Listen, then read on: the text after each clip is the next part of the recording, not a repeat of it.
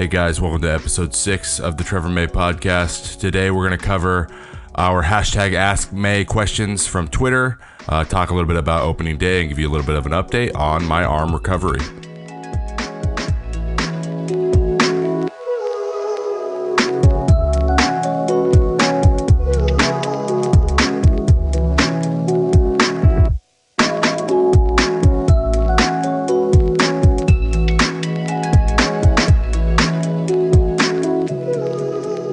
Well, hello there.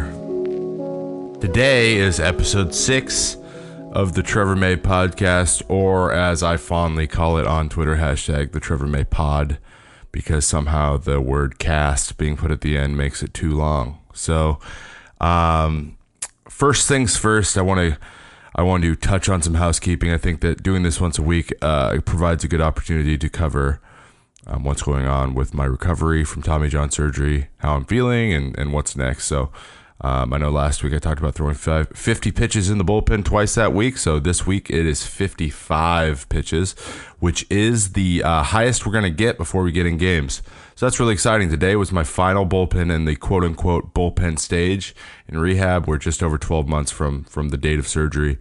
And going to be honest, I felt phenomenal. I went out and I threw...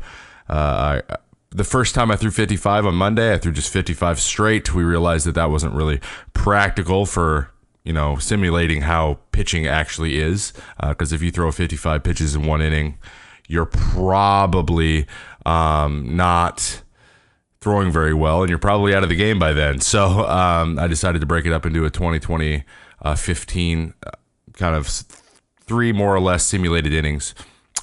First inning was all out of the windup. And I went over, I imagined some White Sox hitters that I'd be facing that I've faced in the past and how I would throw to them. Because White Sox are a team I faced quite a bit. So, just trying to put myself in those game situations in my head first, which goes a long way, for preparing yourself to actually get on a big league mound and be ready to go, from that first moment you're there, and you don't have to kind of get used to it again. And then the second inning was out of the stretch and throwing to the Indians, another team I've thrown against a lot. So kept it pretty simple. Threw all of my pitches and not beating around the bush here. It went very, very well, and I feel very good about it. I got off the mound that day with a little bit, or today, sorry, with a little bit of spunk in my step, and got a really, really heavy day of work in.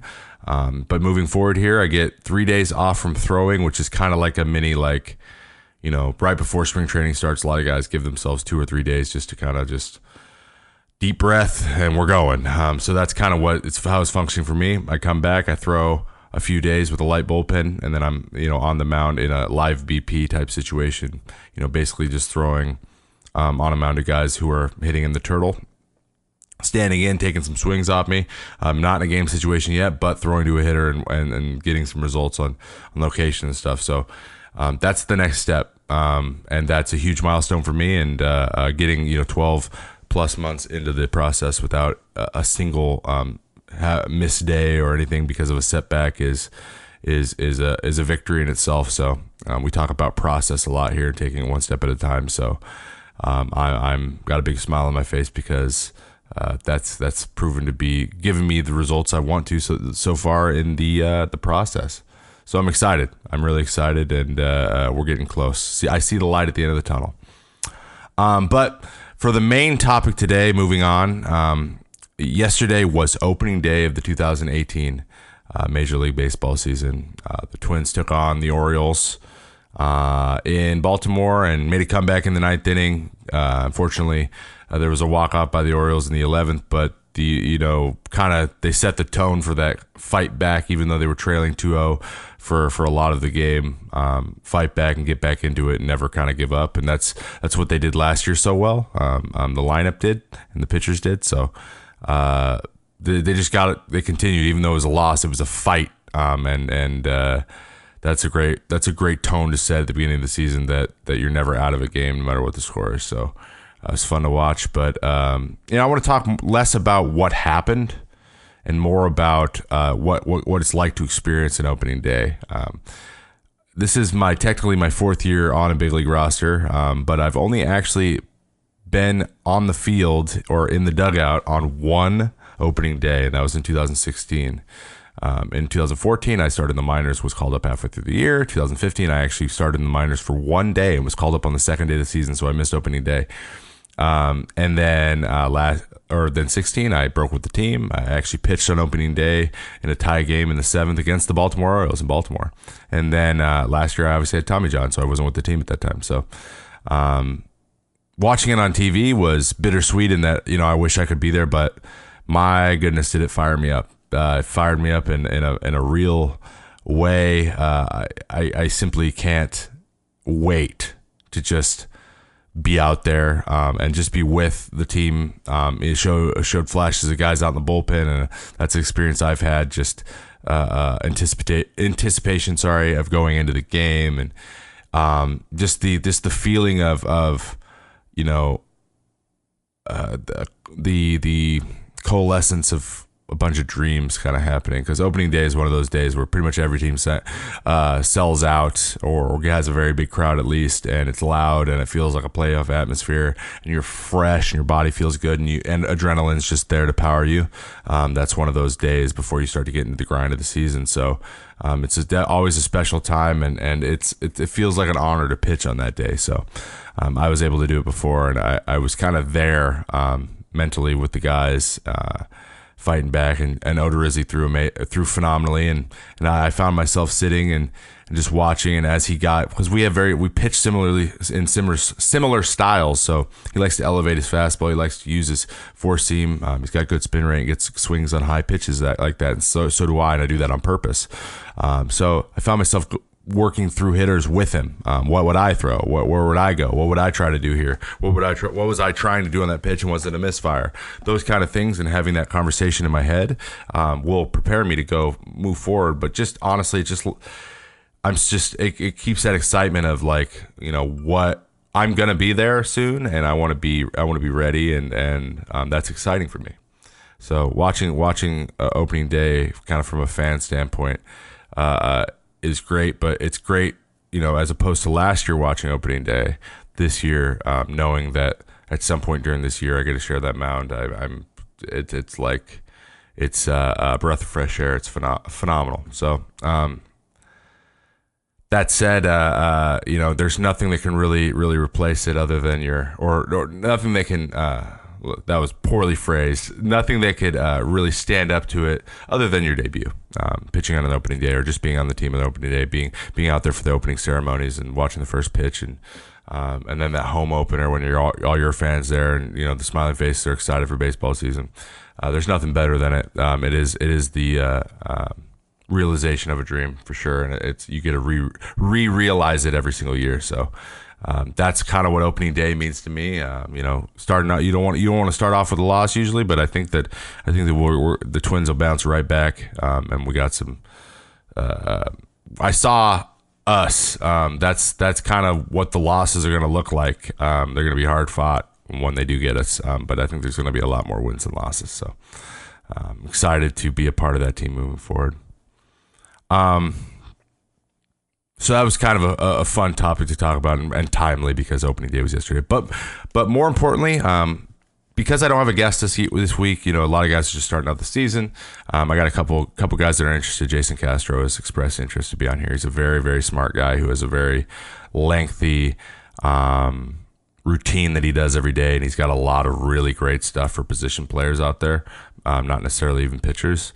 For developing how your body moves and really making yourself feel good. And he's a catcher, man. He's all about maintaining his body and making sure that he's ready to play every day. And that focus has led him to some successful years and even an all-star appearance. So I'm excited to have him on at some point. And I've thrown out some stuff to some guys in the bullpen and things, and maybe get some of the veteran guys on. Addison Reed or Zach Duke might be interested in doing it as well. So we got people that are interested, and I'm looking forward to getting them in, and then starting to reach out to guys on other teams as we move through the season here. So, but because we don't have a guest this week, we'll talk more. We're going to answer the questions. Earlier this week, I posted hashtag Ask May on Twitter. I got a lot of questions, some of which are very good that I will be able to, a couple of which are very good that I'll be able to, I think, extrapolate on a little bit and go pretty in depth on.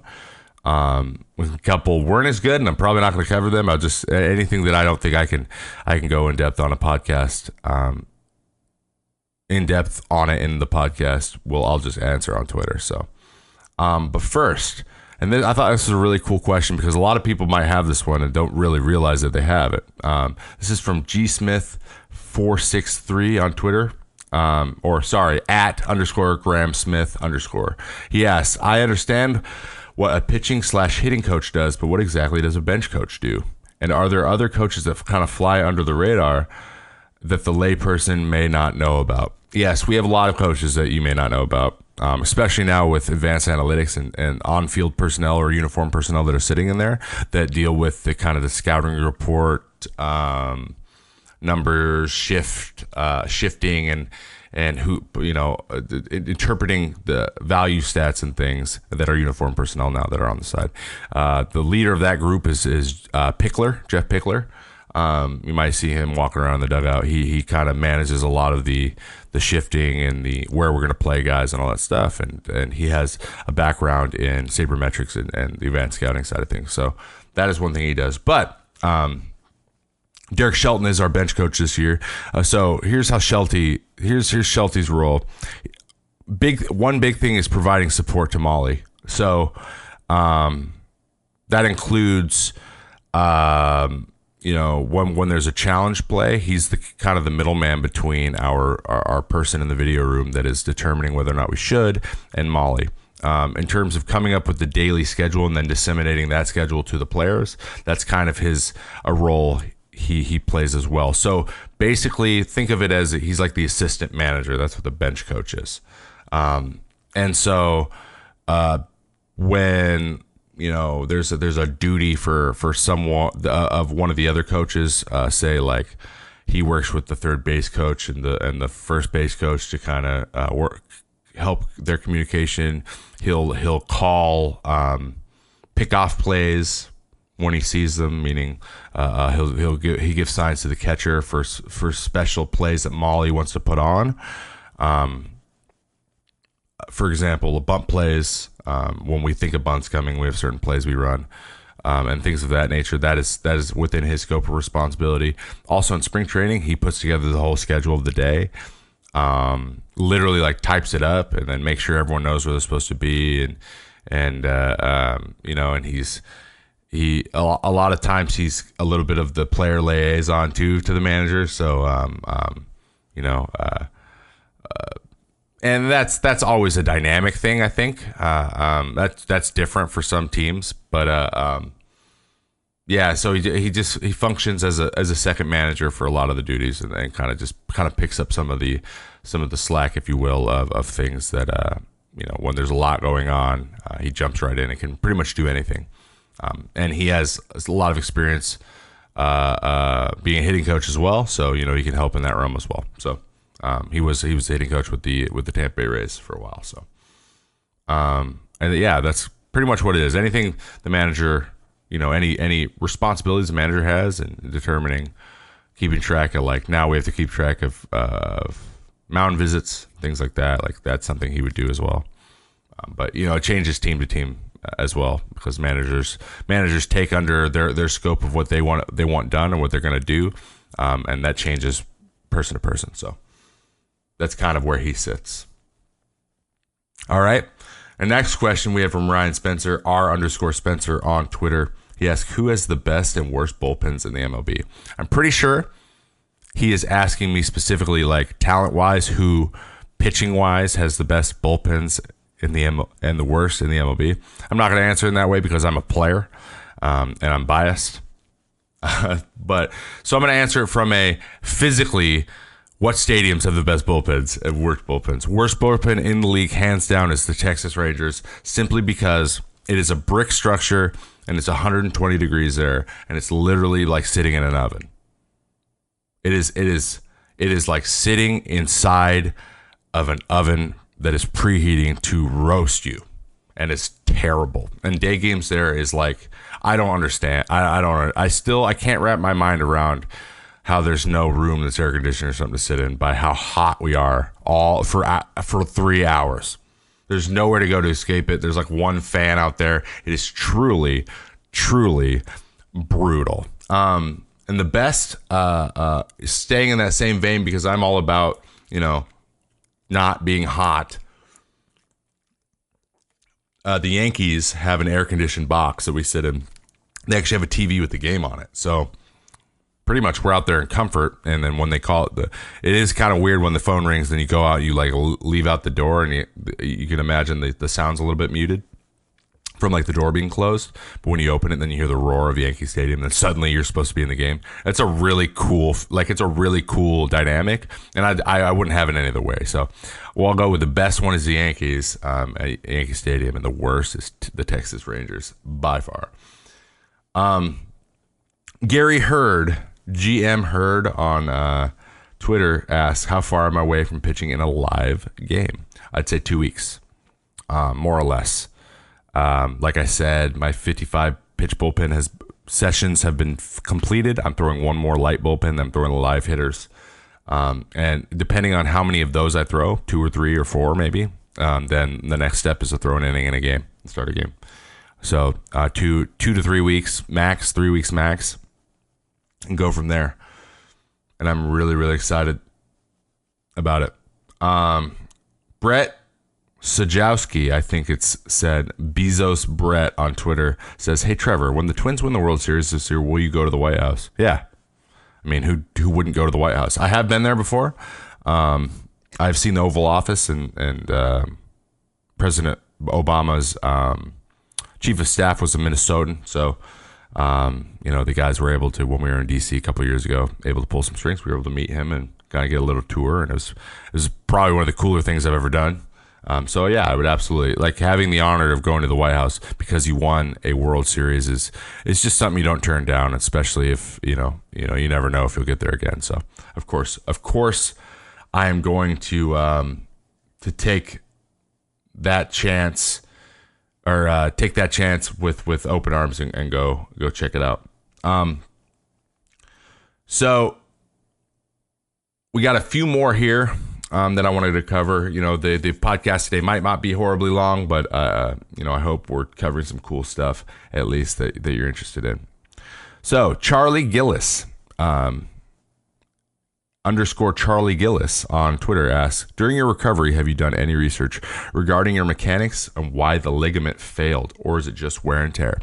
So Charlie, one thing that affected it, I believe, and this hasn't been verified by a doctor, but I'm just going by how well I know my body and why I make decisions on what, how I'm going to get better. And then the feedback based on that stuff is what happened was in 2016, I had a recurring back issue that was called a pars defect, where, on the side of your vertebrae, you have like these little joints that kind of make it so your vertebrae doesn't like bend too far and then slip out the other side, right? It like hooks into the vertebrae below it and then flexes a little bit. So what had happened was I had changed my mechanics when I was in the bullpen because I was throwing harder, and I just wasn't aware of it. Once I became aware of it, it was a little too late, right? But I changed it to throw harder. When I started throwing harder, I didn't really know how to keep myself healthy throwing every day. It was just not something I had experience doing. And so I developed an overdevelopment in my back where some of the muscles that are attached to the side of your spine became so tight and so strong that they basically flexed that joint 24/7.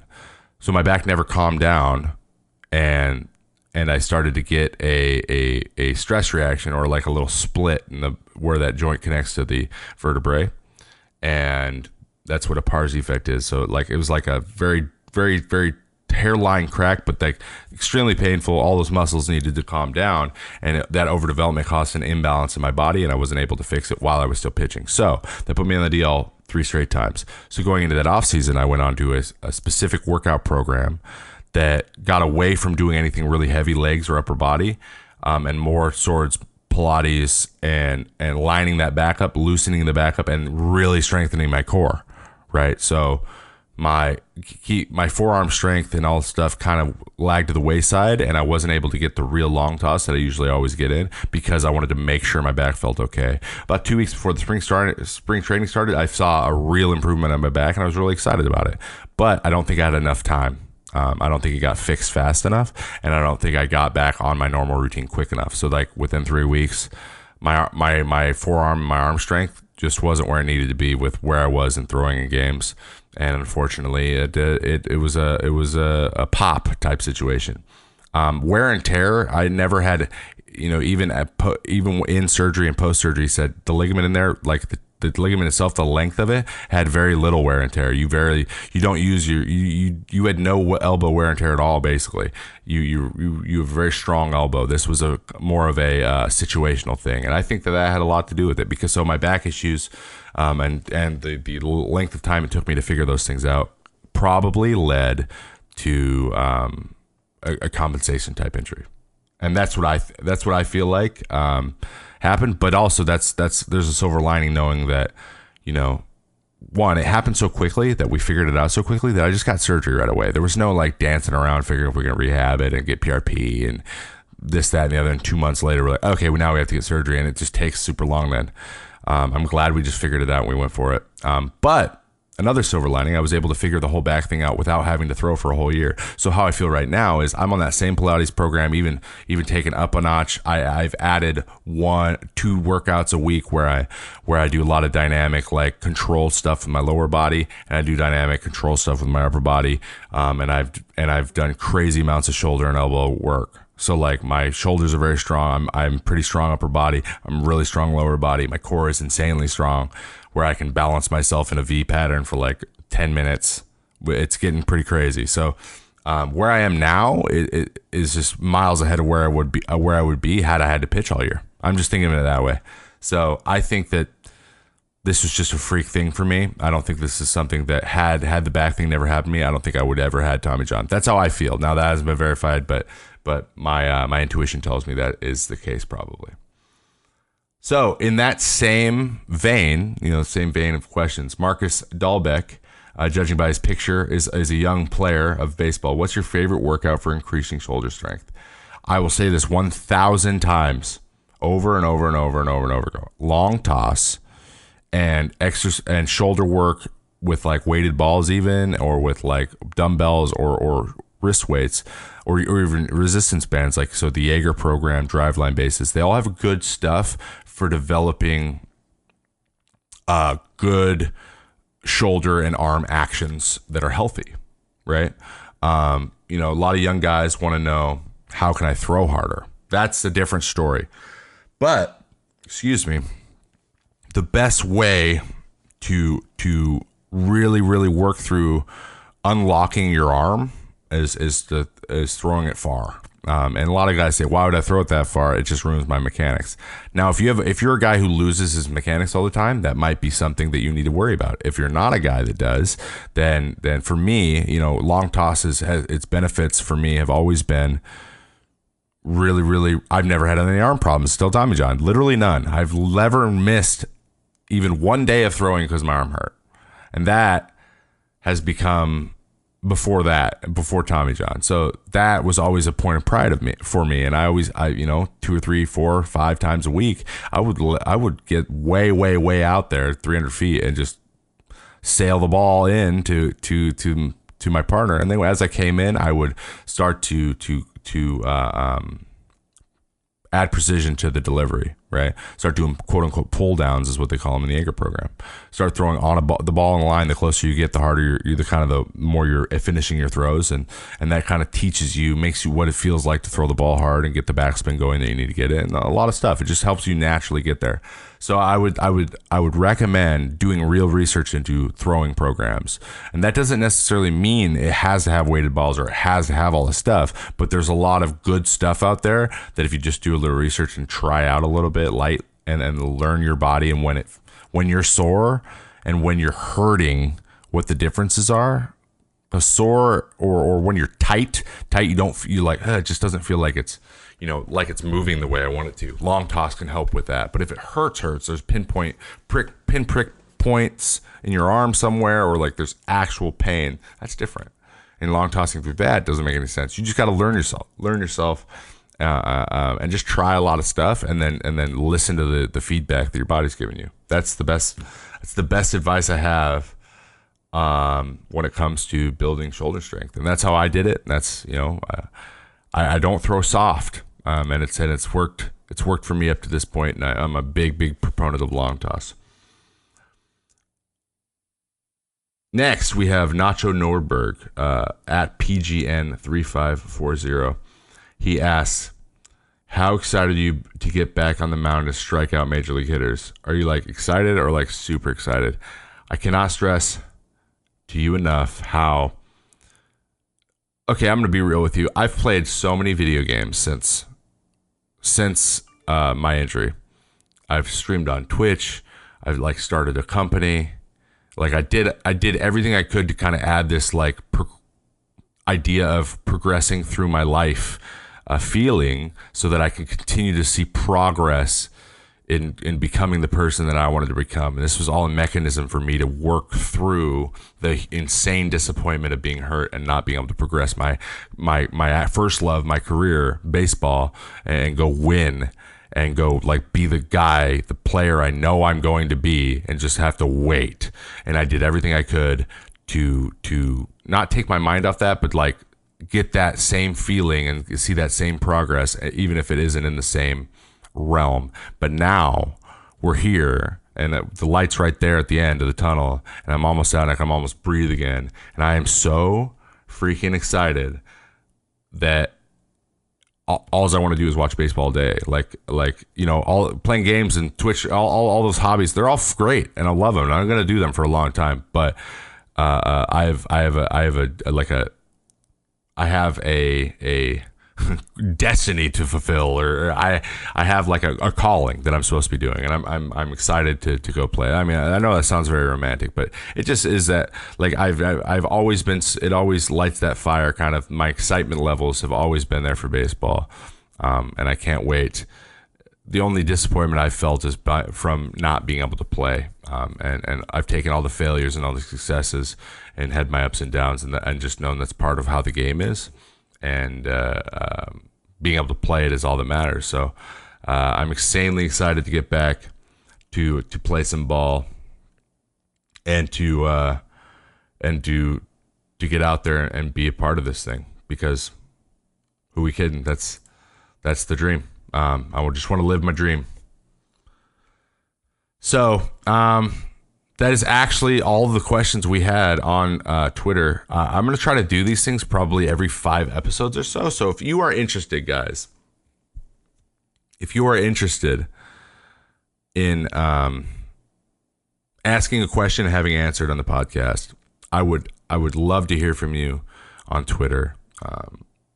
Evidently, everyone thinks I should change the podcast hashtag from Ask May, because there's another one on here too from Ask May that's something completely unrelated, and I'm getting confused.